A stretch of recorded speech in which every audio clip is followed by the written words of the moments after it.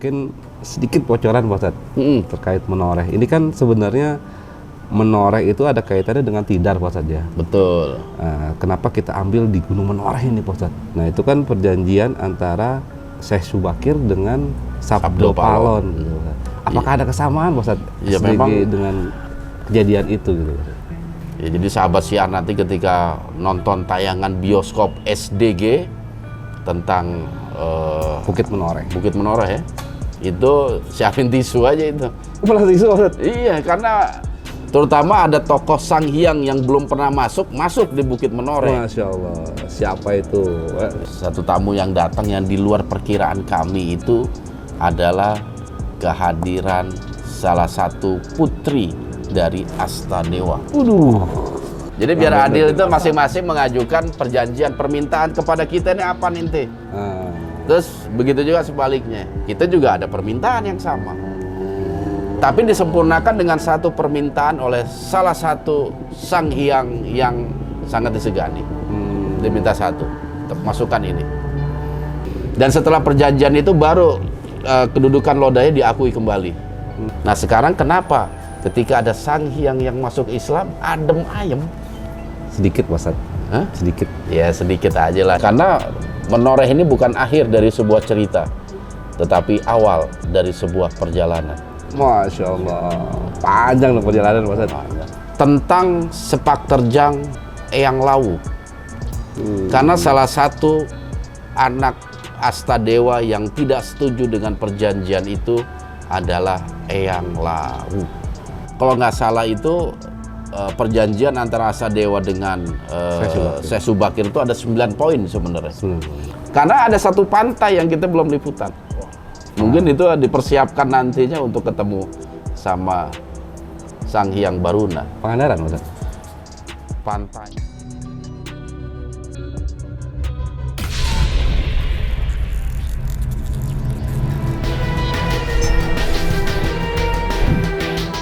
Assalamualaikum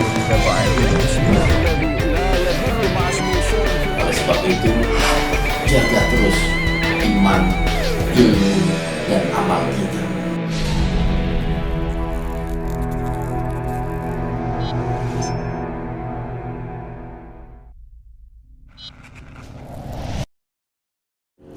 Assalamualaikum warahmatullahi wabarakatuh, sahabat siar yang berbahagia. Masya Allah, Alhamdulillah.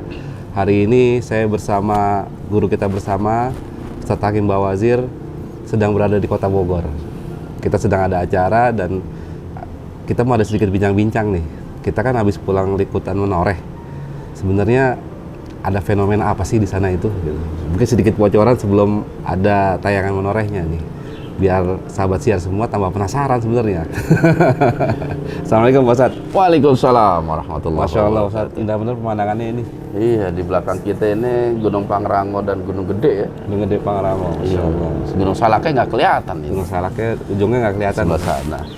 Jadi gini Pak Ustadz, kayaknya kita lagi healing setelah menoreh ini Pak Ustadz. Iya benar. Karena emang dahsyat sekali ya. Dahsyat Dahsyat lah itu menoreh itu. Mungkin sedikit bocoran Pak Ustadz terkait menoreh. Ini kan sebenarnya menoreh itu ada kaitannya dengan tidar Pak Ustadz ya. Betul. Kenapa kita ambil di Gunung Menoreh ini Pak Ustadz? Iya. Oke. Yang pertama sekali sih memang karena dari awal itu SDG mengalir mengikuti air, ya kita diarahkan malah ke gunung atau ke Bukit Menoreh gitu, bukan ke Bukit Tidarnya gitu. Tidarnya. Iya. Karena di wilayah itu kalau kita lihat juga, apalagi ketika kita main ke Bukit Suroloyo ya. Suroloyo. Tidar itu kecil bener gitu kan. Di bawah. Di bawah kita betul, gitu. Betul. Sedangkan biasanya itu tokoh-tokoh zaman dulu itu selalu mencari tempat yang paling tinggi di tempat itu. Dan kebetulan Suroloyo merupakan puncak tertinggi di Bukit Menoreh. Insya Allah. Jadi memang ya kita juga mengikuti air, ada getaran untuk mengadakan liputan di sana. Akhirnya kita coba datang. Lagi pula juga yang kedua, kedatangan kita ke Menoreh juga atas undangan. Undangan maksudnya? Undangan Masya gitu, Allah. seperti itu. Jadi pada saat di atas itu memang kelihatan sekali Borobudur. Ya gitu kecil ya, kayak korek api. Tidar. Gunung Tidar. Masya Allah. Yang gede paling gunung-gunung sekitar ya, gunung apa namanya Merapi, Gunung Merbabu gitu ya. Insya Allah itu juga jauh Pak Ustadz. Itu juga jauh, betul. Dan ini Pak Ustadz, jadi kan apa yang menjadi referensi kita gitu Pak Ustadz ya. Itu kan itu ada perjanjian di sana gitu Pak. Di mana tuh? Di Bukit Tidar itu. Oh, di Tidar. Iya, iya. Nah, itu kan perjanjian antara Syekh Subakir dengan Sabdo Sabdo Palon. Palon gitu Pak. Apakah ada kesamaan Pak Ustadz Ya, SDG memang dengan kejadian itu gitu Pak? Tentang perjanjiannya, apalagi Tidar itu disebut paku bumi kalau nggak salah dari keyakinan masyarakat kita itu, dan pernah terjadi sebuah perjanjian antara Syekh Subakir dengan Sabdo Palon gitu. Tapi memang kita sih nggak berkaitan dengan itu sih. Nggak ya? Kita nggak mengikuti apa yang ada gitu, karena kita no konsep gitu loh. Betul. Dan yang terjadi di Menoreh juga, kalau dimirip-miripin ya mirip, tapi Hampir mirip, nggak- Mas Adi? iya, hampir mirip, tapi ternyata juga nggak mirip juga gitu. Nggak mirip juga ya? Iya. Apalagi ternyata tokoh yang datang itu bukan Sabdo Palon. Menarik ini. Jadi versi SDG itu beda Pak Ustadz ya? Beda. Betul. Boleh dikata dari kesimpulannya itu beda sekali seperti itu. Masya Allah. Luar biasa. Ini makin penasaran pasti sahabat Makin siar, penasaran. Pak Ustadz. Masya Itu luar biasa memang liputan kita di sana itu. Selain memang kita membutuhkan fisik yang kuat, juga mental terutama ya. Ya, jadi sahabat siar nanti ketika nonton tayangan bioskop SDG tentang Bukit Menoreh. Bukit Menoreh ya, itu siapin tisu aja itu. Malah isu Pak Ustadz? Iya, karena selain ada ketegangan dan juga ada yang Kesedihan. ya, yang dramatis sekali gitu. Atmosfernya beda memang. Atmosfernya beda gitu. Angga Apalagi karakter Astadewa aja itu Sangat luar biasa ya. sangat luar biasa. Masya Allah. Tapi kalau mediator boleh disebutin Pak Ustadz ya? Boleh. Jadi kita memang mediator pas juga Pak Ustadz? Pas, sesuai keinginan sahabat-sahabat Sahabat, sekalian. Jadi yang kita mediumisasi Astadewa juga alhamdulillah hadir, karena nggak mungkin kita diundang dia nggak datang. Bisa kita datangin ke Semeru itu.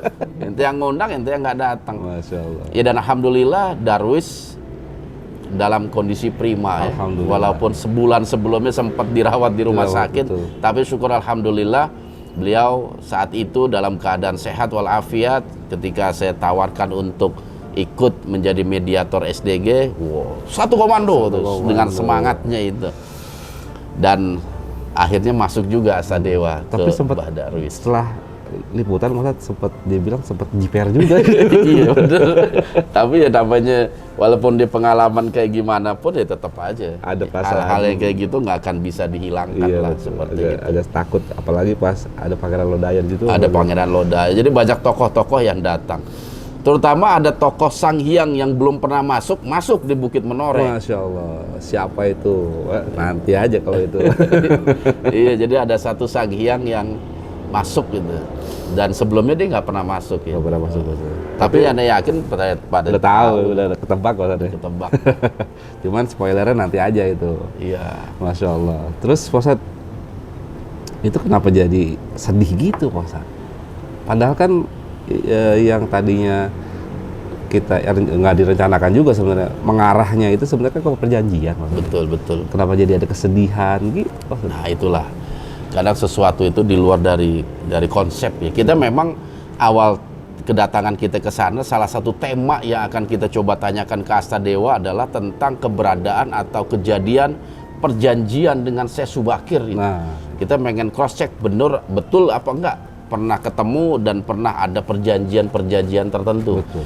Dan ternyata diakui sama Astadewa. Masya Allah. Berarti betul. Adanya Pak Ustadz. perjanjian itu, bahkan lokasi perjanjian juga di mana diberitahu kalau nggak salah itu lokasinya. Iya. Dan dulunya itu bukit itu bukan Menoreh. Bukan. Jadi kalau nggak salah dia juga nyebut tuh nama zaman dulunya itu kalau nggak salah Iya, itu. Ustadz. Akhirnya karena adanya sebuah perjanjian antara manusia dengan alam jin pada waktu itu, di masa-masa memang banyak pendakwah Islam datang ke tanah Jawa ini, sehingga dibuatlah sebuah perjanjian Bukit Menoreh. Tapi kalau perjanjiannya itu berbeda Pak Ustadz kalau Anda lihat Pak Ustadz. Beda dengan dengan rumor yang beredar di internet, yang referensi biasa kita bahas. oh Walaupun ada sedikit kemiripan gitu Pak Ustadz ya. mm-mm. Cuman berbeda. Jangan-jangan beda Pak Ustadz. Apanya itu? Sabdo Palon dengan Astadewa. Ya jelas beda lah. Oh, beda itu. ya? Beda. Wah beda sahabat siar, Masya Allah. Jadi yang nyangka Astadewa Sabdo Palon udah Ternyata. salah. Masya Allah. Beda. Kita juga istilahnya nggak mengatakan, SDG nggak mengatakan kitalah yang benar gitu loh. Jadi apa yang terjadi perjanjian kitalah yang benar, kita juga nggak mengatakan seperti itu. Ini semua hanya menambah wawasan aja. Ini sudut pandang dari SDG. Ini seperti sudut pandang dari SDG seperti itu. Kalau masyarakat punya sudut pandang lain dengan jalur-jalur yang lain, monggo silakan, gitu nggak jadi masalah. Betul. Bukan untuk mencari apa namanya perselisihan dan lain sebagainya. Karena kita memang hanya mengikuti alur aja, diundangnya di Menoreh, kalau kita diundang di Tidar juga kita pasti ke Tidar. Yakin Pak Ustadz? Hah? Yakin nggak diizinin? Cuman emang menarik di Menoreh itu sangat-sangat menarik. Terus Pak Ustadz, ini kan pada saat kita survei Pak Ustadz, sempat ada mediumisasi, bukan mediumisasi ya, ada interaksi Makhluk ya, interaksi dengan makhluk. Kalau nggak salah 2 kali setelah kita sholat itu ya, sholat zuhur sama asar, yang kedua di Suroloyo. Suroloyo di puncak gunungnya itu Dian cepluk, tiba-tiba kerasukan.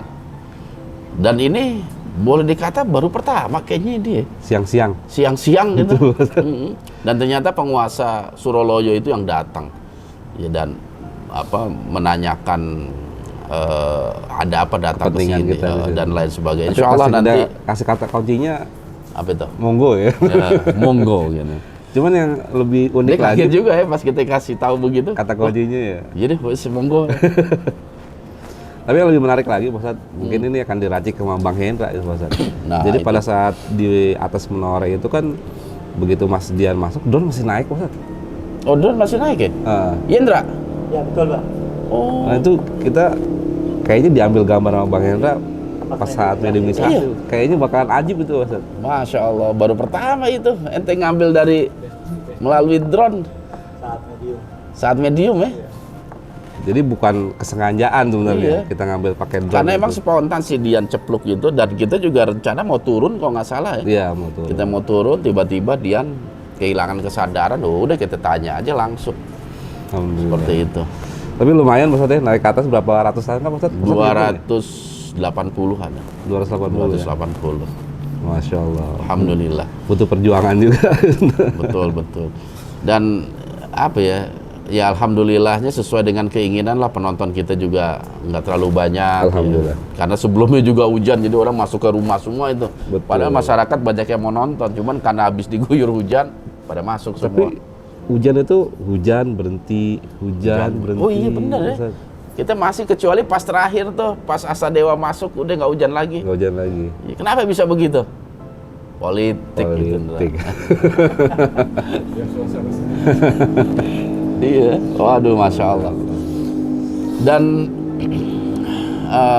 satu tamu yang ini juga satu tamu yang datang yang di luar perkiraan kami itu adalah kehadiran salah satu putri dari Astadewa. Gitu. Ini nyambungnya berarti sama liputan yang di Dulu itu, apa namanya, Dewa Ruci. Pak Dewa Ruci yang dia minta ditemukan. Ustaz. Minta ditemukan sama Bopo. Pak Ustaz. Masya Allah. Dan kita juga ini nggak pernah ada pembicaraan di dalam tim gitu. Siapa biasa kan kita ngatur nih. Nanti yang jadi mediator siapa aja begitu. Rencananya yang mau hadir siapa aja begitu. Betul. Tapi ini nggak sama sekali Nggak ada, kita Pak. rencanakan. Dan masuknya pun Spontan. Dia nonton tiba-tiba kerasukan dan mengaku sebagai salah satu putri dari Astadewa. Emang banyak putrinya Pak Ustaz? Banyak. Oh banyak sih Ustaz. Masya Allah. Tapi putri ini spesial karena saudara kembarnya itu Ki Jarot.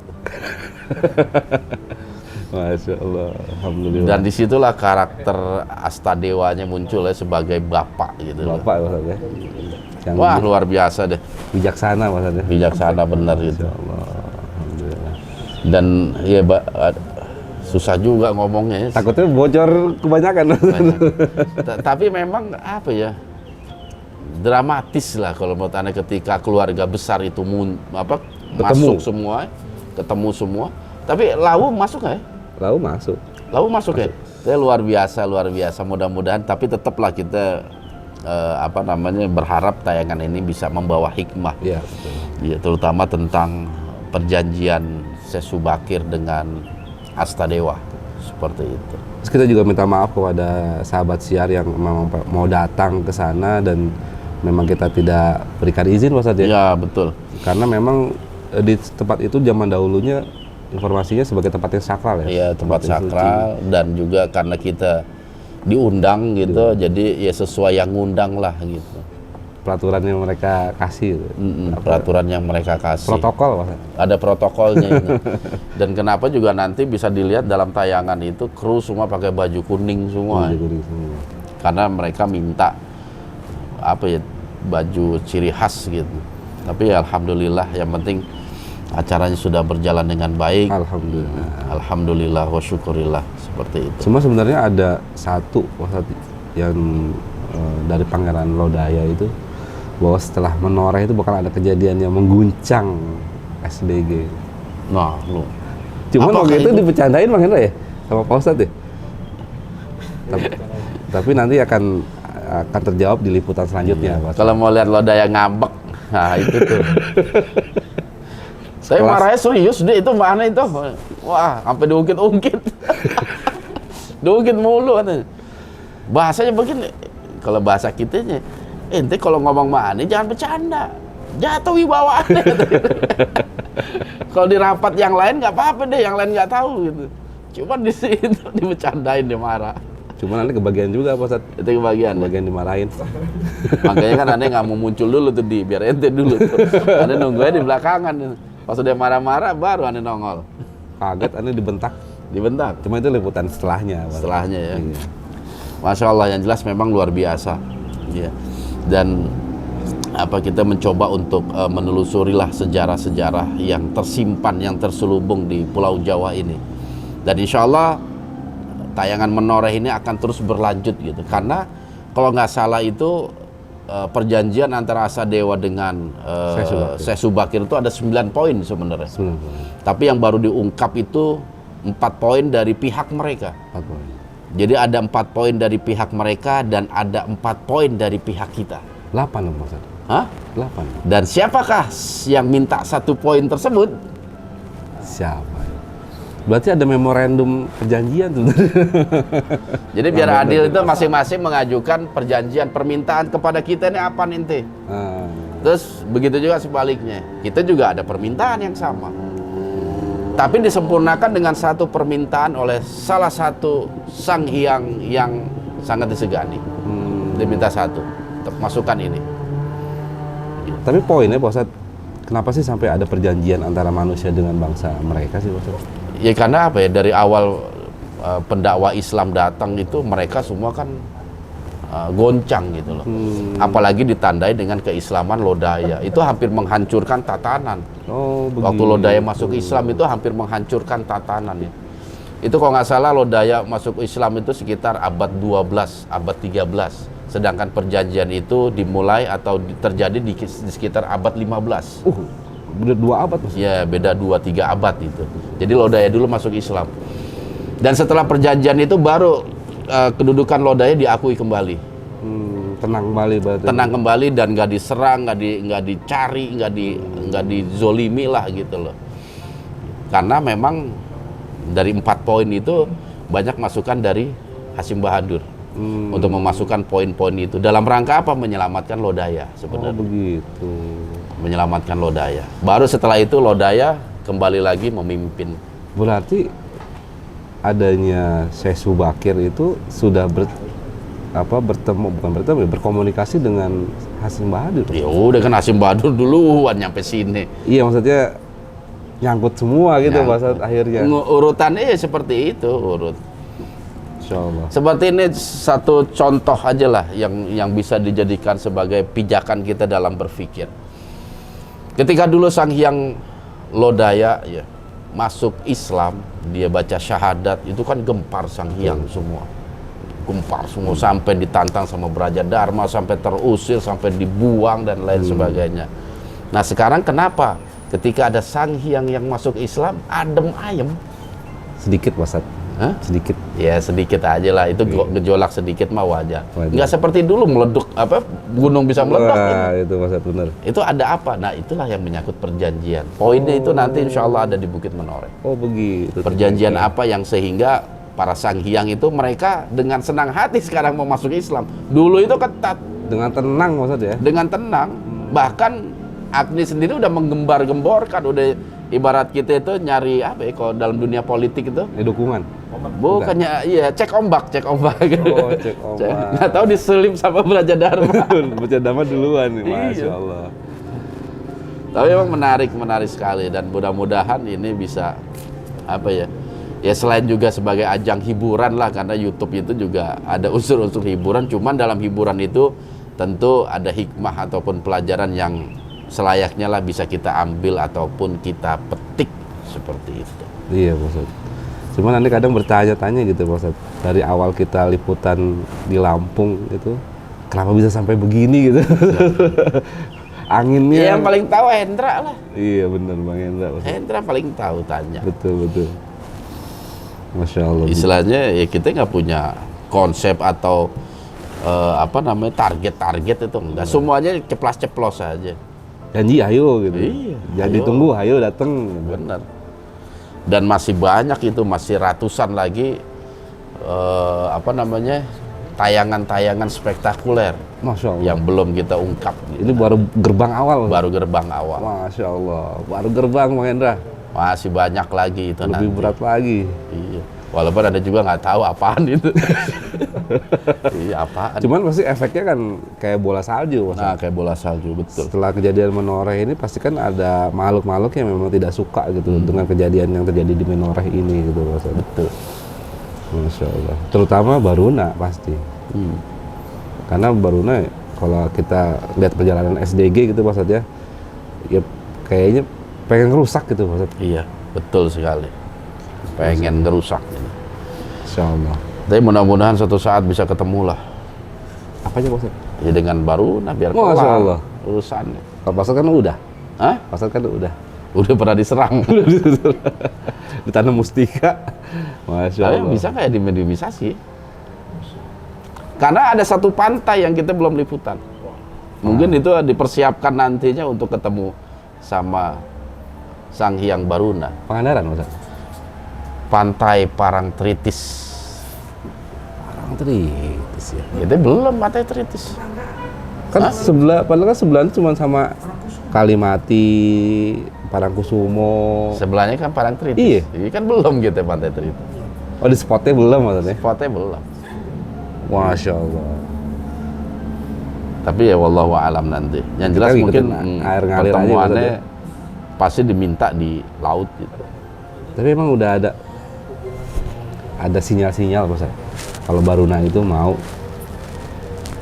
Nah, wallahu alam juga ini. belum ada sinyal-sinyal Mas. Belum ada sinyal untuk ketemu, ngajak komunikasi. Dia selalu ngirim utusan terus. Iya. Ngirim utusan. Apalagi nanti nih habis tayangan Menoreh ini itu ada satu lokasi yang kita memang sempat kaget ya. Oh iya. Itu nanti akan kita bahas lah setelah tayangan apa namanya selanjutnya nanti gitu. Karena Menoreh ini bukan akhir dari sebuah cerita, tetapi awal dari sebuah perjalanan. Masya Allah. Panjang dong perjalanan Mas. Banyak. Baru awal itu. Baru awal. Karena kita udah mulai nembus asa dewa. Secara otomatis sanghyang yang lain juga tertarik. Masya Allah. Semakin merinding kan nih? Karena dingin aja hawanya. Iya dingin. Cing. Cing, ada pertanyaan Cing? Oke, satu pertanyaan. Satu pertanyaan, Syekh Bakir hadir sebelum Wali Songo. Ya. Artinya apakah perjanjian tersebut berdampak terhadap perjalanan dakwahnya Wali Songo? Oke. Karena itu sangat apa ya, concern orang-orang itu terhadap perjalanan Wali Songo gitu. Ya itu aja. Iya. Tentu aja apa yang terjadi itu sangat berefek kepada Wali Songo. Dan itu salah satu manfaat ya atau efek positif dari perjanjian itu membuat dakwahnya Wali Songo itu berjalan dengan tenang, terutama ketika mereka merambah di wilayah tengah Pulau Jawa seperti itu. Itu juga efek. Betul. Nah, hal yang muncul kemudian pergolakan yang muncul ketika setelah Syekh Subakir kembali ke negaranya gitu untuk melanjutkan dakwahnya itu adalah apa yang dilakukan ini sebenarnya off the record gitu. Cuman nanti insya Allah saya belum izin cerita ini, cuman saya kasih sedikit aja tentang sepak terjang Eyang Lawu. Karena salah satu anak Astadewa yang tidak setuju dengan perjanjian itu adalah Eyang Lawu. Masya Allah. Itu setelah dia Islam atau sebelum? Sebelum Islam. Oh, pantesan sebelum Islam. Sehingga mau nggak mau Sunan Giri mencari untuk berdakwah. Dan pada akhirnya tersadarkan dan masuk Islam. Masya Allah. Jadi yang Lawu diislamkan oleh Sunan Giri. Iya. Jadi efeknya itu seperti itu. Itu salah satu, itu kan putra terbaik Astadewa yang Lawu itu. Putra terbaik. Bahkan kedudukannya itu hampir setara dengan Astadewa. Di mana ada Astadewa, di situ ada Eyang Lawu. Aneh jadi ingat Punakawan, maksud. Ada yang di mana ada Sabdo Palon, di situ ada. Nah, itu versi lain. Versi lain. Iya. Dia memberikan gangguan-gangguan apa? Ya, jelas lah, jelas. Sehingga Laut Merah pada saat itu dipilih beberapa pendakwa dan ternyata Sunan Giri yang dipilih. Masya Allah. Laut Merah. Tapi Ustadz, Kenapa Sunan Giri yang dipilih? Tahu nggak? Kenapa nggak Sunan Kalijaga? karena dia punya darah Yaman. Karena masih keturunan Syekh Maulana Ishak. Jadi Ustadz, ini boleh ditayangin boleh nggak ya maksudnya? Sunan Giri mengislamkan Eyang Lawu. Syekh Rahmat Suci mengislamkan Ki Jarot. Jaya Wisesa diislamkan oleh Syekh Athoillah. Dari mana? M. Hakim Bawazir. Dan Hakim itu Bawazir. sama-sama satu mata air sebenarnya, Ustaz. Ya katanya seperti itu. Iya. Kita juga nggak tahu Wong, itu katanya. Gitu. Sama-sama. Dan di antara para wali songo itu yang paling keras dan tegas adalah Sunan Giri. Sunan Giri. Makanya Sunan Giri itu selalu berbeda pendapat dengan Sunan Kalijaga. Tentang Tentang hukum-hukum, dakwahnya, tentang maksudnya. thariqah dakwahnya itu berbeda. Jadi Sunan Bonang, Sunan Giri itu alirannya itu Islamnya Islam keras dia itu. Gitu. Bahkan beberapa kali Sunan Kalijaga pernah ditegur dan diberikan satu masukan terhadap sistem dakwahnya Sunan Kalijaga. Makanya Sunan Giri itu sama Sunan Kalijaga dikasih sosok dalam pewayangan. Ya, itu salah satu bentuk penghormatan Sunan Kalijaga terhadap masukan positif yang diberikan Sunan Giri. Masya Seperti Allah. itu. Iya, itu tapi memang aneh nggak berani ngomong lebih lanjut tentang Eyang Lawu karena belum dapat izin juga dari dia. Takutnya dia pokoknya sedikit sedikitnya seperti itu. Mudah-mudahan kalau diizinkan dia mau bercerita tentang sejarah pertemuannya dengan Sunan Giri. Masya Allah. Apakah sejarah akan berulang? Oh sudah ya, sudah berulang. Tadi Abah bilang Laut Merah tuh mengutus Sunan Giri gitu. Apa Syekh Subakir juga dulunya seperti itu, Bang? Sama. Berarti ada orang di belakang, ada makhluk di belakang. Dan Syekh Athoillah kenal juga sama. Dan memang kebiasaan itu seperti itu. Dan ini nggak terjadi di Indonesia aja, di tanah Arab sama ulama-ulama besar itu diikuti oleh jin-jin Muslim yang besar. Masya Allah. Karena kecintaannya dia itu dalam apa ilmu, dalam dakwah. Dan ini nggak terbantahkan. Tapi itu diperbolehkan, Mas? Ya diperbolehkan, boleh-boleh aja gitu. Selama ulama itu yang nggak minta. Oh. Yang beda itu kalau kita minta dan nyari, backingan gitu loh. Itu yang nggak boleh. Tapi selama mereka ingin ikut belajar, ikut berjuang, ya monggo-monggo aja. Berarti itu batasannya, Mas? Ya? Batasannya seperti itu. Masya Ya Allah. ulama-ulama zaman dulu itu banyak mereka itu. Masya Allah. Dan mereka juga hidupnya penuh misteri. Karena ada beberapa amalan-amalan yang mereka amalkan secara pribadi, nggak disebarkan kepada murid-muridnya. Dan kita berhusnuzon aja kepada mereka itu. Menarik ya. Itu kalau kita bahas itu panjang lagi tuh, Pak Ustadz. Wes, bukan Kita panjang lagi. fokus Panjang. Kalau kata orang Surabaya itu panjang. Panjang. Ya panjang tenan. apa kita fokus di menoreh aja Pak. Itu aja yang Itu menarik. karena Pak Ustadz bilang menoreh itu bukan suatu akhir cerita, tapi dari awal dari Bisa sebuah cerita. awal cerita. Masya Allah. Gitu. Kira-kira Pak Ustadz ke depannya nih Pak Ustadz setelah tayangan menoreh nih, ini gimana Pak Ustadz? Ada kisi-kisi nggak? Kira-kira kita mau gimana? Nggak ada kisi-kisi, Nggak ada ya? nggak ada. Sesuai- Biarkan mengalir seperti aja. biasa Pak Ustadz ya? Iya. Biarkan aja, udah nggak usah dipikirin. Pening pala kok dipikirin. Tapi kita ada jadwal ke Bromo, Maraung Pak Ustadz? Ya, kita ke depannya ini ada jadwal untuk ketemu dengan itu juga atas undangan ya. Undangan. Antari Kusuma dan juga Raung. Ya, kita ada undangan juga itu. Kalau di Raung memang itu tempat yang kita siapkan di Raung. Karena permintaan Agni itu di Raung. Maunya di Raung. Dan mudah-mudahan ini open korwil. Jadi korwil lain kalau ada yang mau ikut boleh. Ujung jauh Pak Ustadz. Hah? Yang Iya, dari kan Jawa kita Barat. nggak ngelarang. Iya, Kalau mau bener. ikut silahkan. Monggo yang mau datang ke ujung Pulau Jawa. Iya. Bagian Mau timur. nonton live secara langsung. Hah? Di Alas Gumitir. Masya Allah. Atasnya Alas Gumitir. Di situ ada curug. Kita di curug. Masya Allah. Dan kita juga nggak tahu kenapa kok ke situ. Gerakannya ke situ. Iya. Ada apakah di sana? Nah, itu.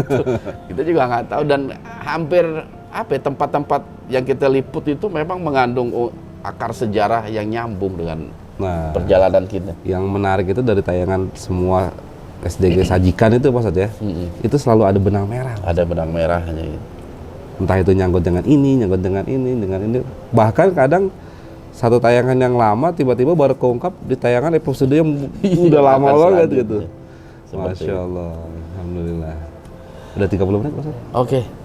Oke, satu pertanyaan lagi, Rohman. Ini sebenarnya untuk minta pesan aja sih Pak dari Ustadz sendiri nih. Sabdo Palon itu kan berkaitan dengan 500 tahun itu Pak akan muncul lagi atau seperti apa gitu ya. Nah sedangkan ini kan momennya pas Pak dengan SDG Pak. Momennya ini kan pas dengan Pas emang. dengan SDG kemarin liputan di Menoreh gitu Pak. Nah itu cara menyikapinya untuk teman-teman SDG itu seperti apa Pak? Biar jangan terbawa arus maksudnya yang mitos 500 tahun itu Pak. Oh gitu. Terima kasih. Ya sebenarnya sih nggak ada hubungan ataupun kaitannya itu. Iya. Mungkin kesamaan waktu aja. Memang sekarang 500 tahun nih. Sebab itu abad ke-15. 15 tambah 500 abad 20. Kebetulan Mas. Kebetulan. Iya kebetulan aja sih itu. Istilahnya kita sendiri juga nggak tahu kalau ada yang kayak begitu gitu. Karena Dan- sempat undur-undur dan segala macam ya Pak Ustadz ya. Iya menoreh itu istilahnya kita udah merencanakan jauh-jauh hari, cuman ya apa namanya seraknya ya kemarin itu Setelah pulang umroh ya Pak Ustadz ya. setelah perang umroh karena memang persiapan juga momennya momen terbaik lah karena kita selalu minta seperti itu diberikan waktu yang terbaik yang kita udah siap seperti itu. Insyaallah. Alhamdulillah. Tapi katanya semua nggak ada yang kebetulan Pak. Kenapa? Ya nggak ada yang kebetulan, semua udah Allah rencanakan itu. Masya Allah. Tapi tentang adanya mitos atau keyakinan 500 tahun juga belum tentu benar adanya. Karena Iya kita kan? nggak tahu sandarannya kemana. Nah Pak. itu sama. Jadi ya anggap aja buat penambah wawasan kita, informasi kita. Di situ mungkin mudah-mudahan bisa termotivasi kitanya. Jadi akan ada munculnya satu ini. Budak jangot. Apalagi tuh? Itu mah aki. Aduh. Gimana? Udah. Cukup. Oke, cukup. Oke sahabat siar, alhamdulillah kita di sore yang syahdu ini ngobrol-ngobrol tentang liputan menoreh kemarin. Masya Allah, ternyata menambah wawasan kita terkait rumor-rumor yang beredar di tengah masyarakat kita ini.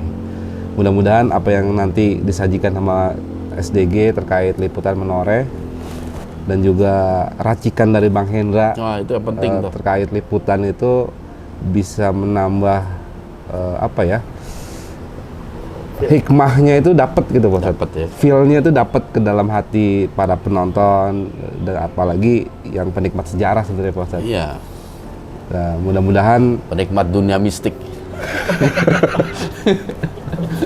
Cerita-cerita mistik semua ini. Disangkut-sangkutin aja tuh Pak Ustadz. Oke.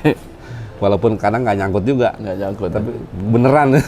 Iya benar, masya Allah. Mudah-mudahan apa yang kita sajikan ini mendapatkan hikmah, bisa mendatangkan hikmah buat kita semua, bahwa apa yang terjadi itu sudah Allah atur sebetulnya.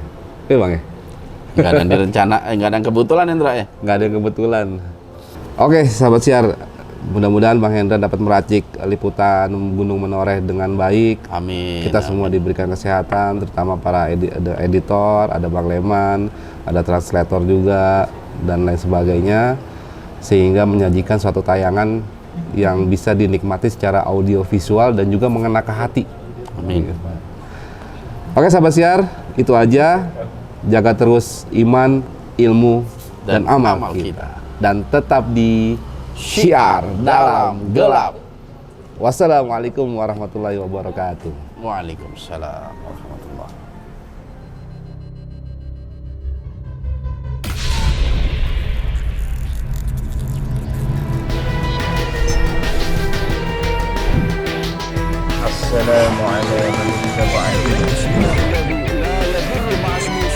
Oleh sebab itu, jaga terus iman, ilmu, dan amal kita.